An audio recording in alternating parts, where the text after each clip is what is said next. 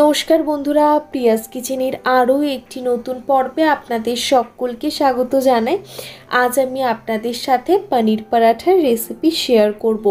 দারুণ স্বাদের এই পনির পরাঠাটা আমি বাড়িতে কিভাবে বানাচ্ছি সেটারই স্টেপ বাই স্টেপ একদম আমি বলে দেব।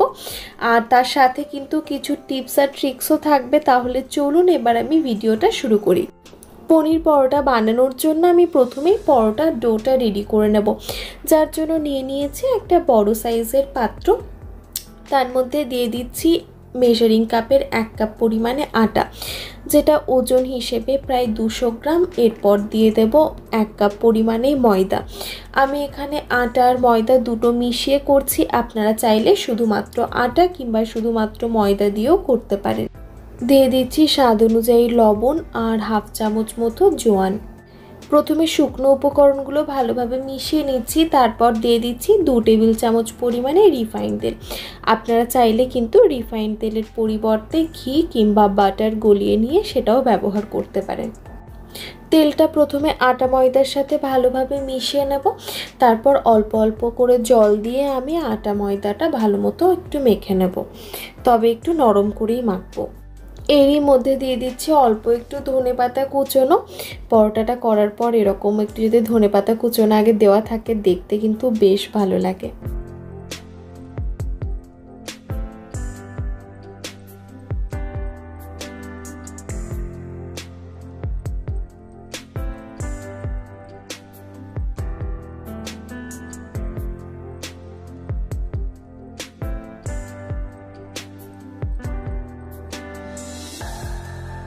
পরোটার ডোটা তো রেডি হয়ে গেল। এবার আমি স্টাফিংটা রেডি করে নেব। স্টাফিংয়ের জন্য কড়াই ভালো মতো গরম করে নিয়েছি। তারপরে দিয়ে দিলাম 1 টেবিল চামচ মতো রিফাইন তেল। আর তারপর ফোড়নে দিয়ে দিলাম হাফ চামচ মতো গোটা জিরে। গোটা জিরেটা সামান্য একটু নাড়াচাড়া করে নিচ্ছি। তারপর দিয়ে দিচ্ছি 2টো মাঝারি সাইজের পেঁয়াজ কুচোনো। এখন পেঁয়াজটা একটু হালকা করে ভেজে নেব।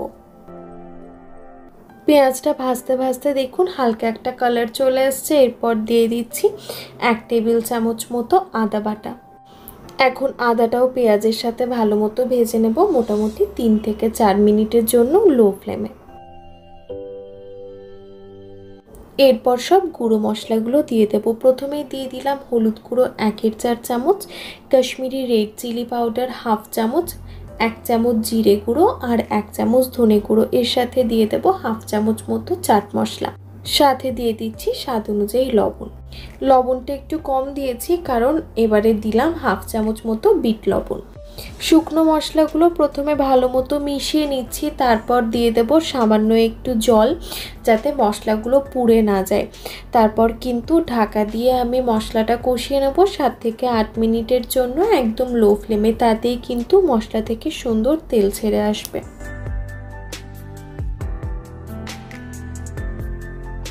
3 থেকে 4টে লঙ্কা কুচোনো দিয়ে দিলাম।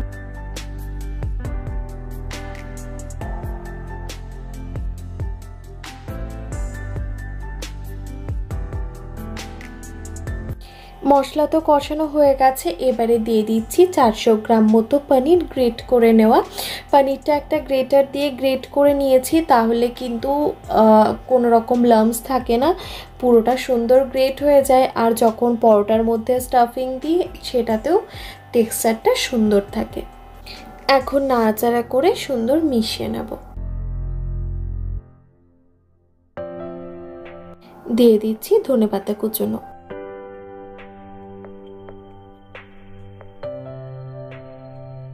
স্টাফিংটা তো রেডি হয়ে গেল। এবার এটা এক সাইডে রেখে ঠান্ডা হওয়ার জন্য অপেক্ষা করব। ততক্ষণে লেচিটা কেটে আমি রেডি করে রাখবো।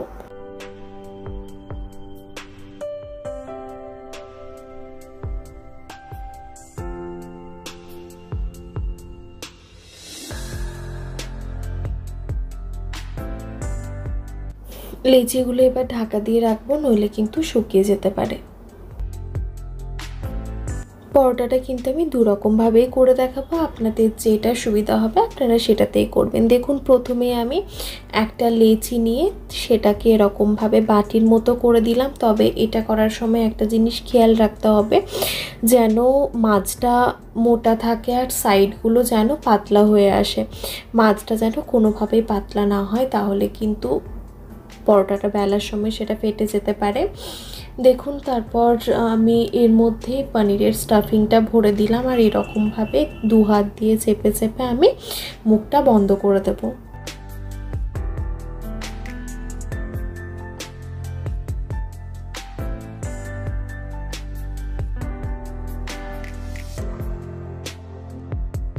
এবার দেখুন সামান্য একটু আটা নিচ্ছি, তারপর কিন্তু হাত দিয়েই হালকা হাতে আমি এটাকে একটুখানি ফ্ল্যাট করার চেষ্টা করব, একটু বড় করার চেষ্টা করব, যাতে পনিরের স্টাফিংটা প্রথমেই ভালো মতো ছড়িয়ে যায়। তারপর বেললে কিন্তু তখন আর ফেটে যাওয়ার চান্সটা থাকে না। প্রথমেই যদি বেলে দেওয়া হতো তাহলে কিন্তু ফেটে যেত। এরপর আস্তে আস্তে দেখতে থাকুন আমি কিভাবে বেলছি।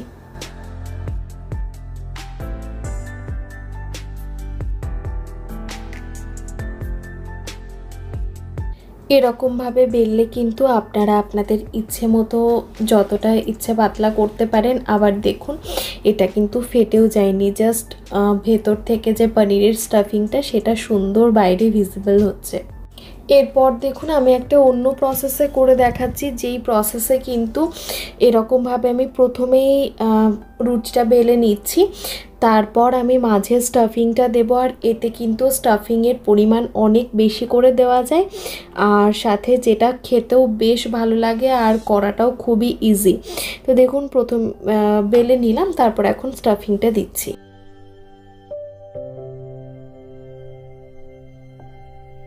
স্টাফিংটা তো দেওয়া হয়ে গেছে, এবারে এরকমভাবে চারদিক থেকে আমি মুখটা বন্ধ করে দেব, আর সাথে হালকা হাতে একটু চেপে চেপে দিচ্ছি যাতে মুখটা খুলে না যায়।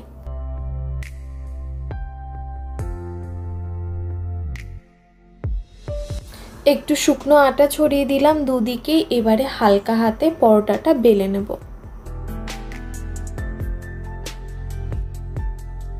বেলে নেওয়া প্রায় হয়ে গেছে। দেখুন পনিরের স্টাফিংটা বাইরে থেকে কি সুন্দর লাগছে দেখতে, অনেকটা স্টাফিং আছে তো খেতেও কিন্তু বেশ ভালো লাগে এটা। এবারে পরোটাগুলো ভেজে নেব। ননস্টিক তাওয়াটা অনেকক্ষণ ধরে গরম হতে আমি বসিয়ে দিয়েছিলাম, এরপর পরোটা দিয়ে দিলাম। দু পাশটায় 1 মিনিটের জন্য একটুখানি সেঁকে নেব, যাতে একটা হালকা লালচে ভাব চলে আসে।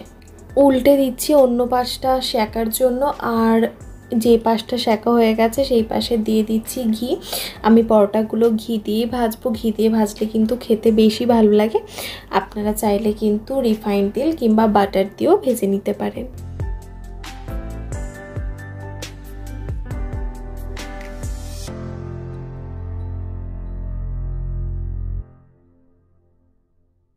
পরোটাটা সুন্দর লালচে করে ভাজা হয়ে গেল। এবারে মেয়োনিজ কিংবা টমেটো কেচাপ বা কোনো রকম চাটনির সাথে কিন্তু পনির পরোটা সার্ভ করুন, খেতে অসাধারণ লাগে।